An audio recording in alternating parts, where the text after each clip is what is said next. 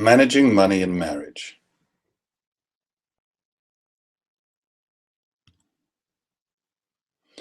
Getting married is exciting, but it brings many challenges.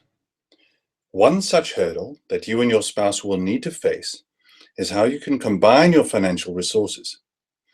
Planning carefully and communicating clearly are important because the financial decisions that you make now can have a lasting impact on your future. Discuss your financial goals. The initial step in mapping out your financial future together is to discuss your financial goals.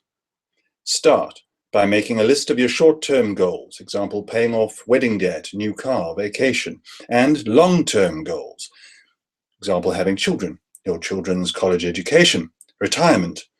Then, identify which goals are most crucial to you. Once you've determined the goals that are a priority, you can focus your energy on achieving them. Prepare a budget. Next, you should prepare a budget that lists all of your income and expenses over a certain interval, monthly, annually. You can designate one spouse to be in charge of managing the budget, or you can take turns keeping records and paying the bills. If both you and your spouse are going to be involved, make sure that you develop a record-keeping system that both of you understand. And remember to keep your records in a joint filing system so that both of you can easily locate important documents. Start by listing your income sources, like salaries, wages, interests, dividends. Then list your expenses. It may be helpful to review several months of entries in your checkbook and credit card bills. Add them up and compare the two totals. Hopefully, you get a positive number, meaning that you spend less than you earn. If not, review your expenses and see where you can reduce your spending. Bank accounts, separate or joint. At some point, you and your spouse will have to decide whether to combine your bank accounts or keep them separate. Maintaining a joint account does have advantages, such as easier record keeping and lower maintenance fees. However, it's sometimes more difficult to keep track of how much money is in a joint account when two individuals have access to it.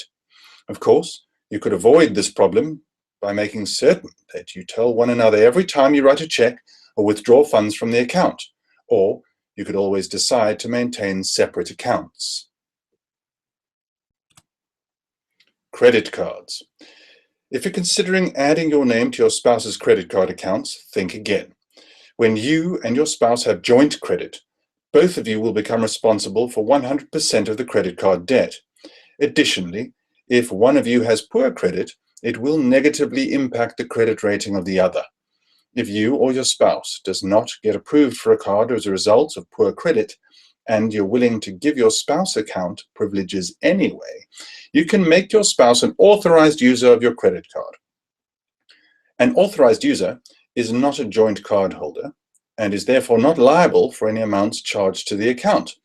Also, the account activity won't appear on the authorized user's credit record, but remember, you remain responsible for the account. Insurance. If you and your spouse have separate health insurance coverage, you'll want to do a cost-benefit analysis of each plan to see if you should continue to keep your health coverage separate. For instance, if your spouse's health plan has a higher deductible and/or co-payments, or fewer benefits than those offered by your plan, he or she may wish to join your health plan instead. You'll also need to compare the rate for one family plan against the cost of two single plans. It's a smart idea to examine your auto insurance coverage too. If you and your spouse own separate cars, you may have different auto insurance carriers. Consider pooling your auto insurance policies with one company. Many insurance companies will give you a discount if you insure more than one car with them. If one of you has a poor driving record, however, make certain that changing companies won't mean paying a higher premium. Employer-sponsored retirement plans. If both you and your spouse participate in an employer-sponsored retirement plan, you should understand each plan's characteristics. Review each plan together carefully and determine which plan provides the most ideal benefits. If you can afford it, you should each participate to the maximum in your own plan.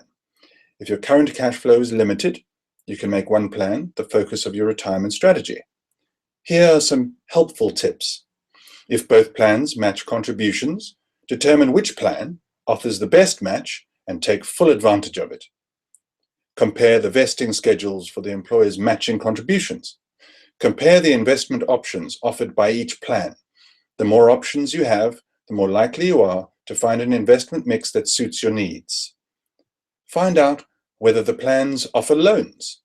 If you plan to use any of your contributions for certain expenses, example, your children's college education, a down payment on a home, you may want to participate in a plan that has a loan provision.